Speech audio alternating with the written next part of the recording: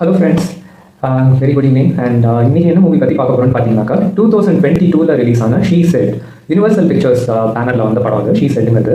இது எல்லாருமே தெரிஞ்சிருக்கும். நம்ம ஃபேமஸாக தமிழில் வந்து மீ டூ மூமெண்ட்ஸ் அப்படின்னு இந்தியா முழுக்க நம்ம வைட் ஸ்ப்ரெடாக வந்தது. அது எப்படி ஆரிஜினேட் ஆச்சு அப்படின்னுங்கிறத பற்றின ஸ்டோரி தான் அது. True incident. ஐ திங்க் இது 2016 ஏதோ நடந்ததுன்னு நினைக்கிறேன். அதை வந்து இவங்க 2022 வந்து ஃபிலிம் பண்ணியிருப்பாங்க.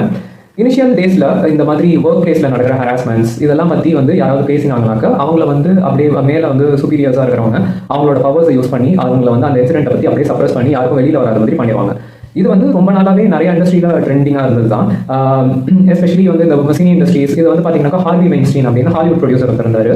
அவர் மேலே நிறையா அலிகேஷன்ஸ் வந்து இருந்தது. அந்த அலிகேஷன்ஸ் எல்லாம் வந்து வெளியில் வராத மாதிரி அவங்க வந்து பார்த்துக்கிட்டாங்க. ஏதாவது சொன்னாக்கா அவங்களுக்கு வந்து பணத்தை கொடுத்து செட்டில் பண்ணிடுவாங்க. அப்படி இல்லைனாக்கா அவங்க லீகல் டீமை வச்சு இந்த மாதிரி கண்டிஷன்ஸ் எல்லாம் சைன் பண்ணிடுவாங்க. அந்த டைம் ஆஃப் செட்டில்மெண்ட் வந்து நீங்கள் என்னை பற்றி எதுவும் தப்பாக பேசக்கூடாது, அப்படி பேசினீங்கன்னா நான் அவங்க மேலே கேஸ் போடுவேன் அப்படின்னு அவர் வந்து அவரோட பண பலத்தை யூஸ் பண்ணி நிறையா இதை வந்து அவர் பண்ணுற தப்பெல்லாம் வெளியில் வராத மாதிரி பார்த்துக்கிட்டாரு.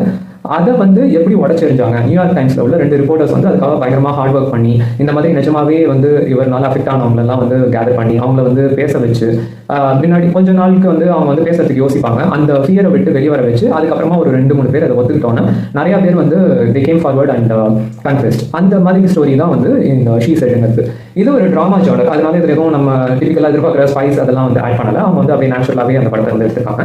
கண்டிப்பாக ஒரு வாட்டி பார்க்கலாம். எந்த விதமான வல்காரிட்டியும் இல்லை. ஜஸ்ட் டைலாக்ஸில் மட்டும் கொஞ்சம் இருக்குது. அதர்வைஸ் வேறு எதுவும் எந்த மாதிரி சீன்ஸ் இல்லாமல் இல்லை.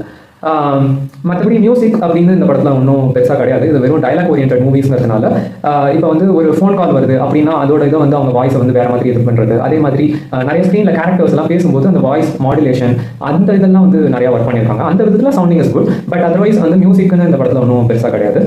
அதுக்கப்புறம் கிளைண்ட் இதில் வந்து என் ட்ராக் டைட்டில் இது அந்த கிரெடிட் ட்ராக் போடுவாங்க.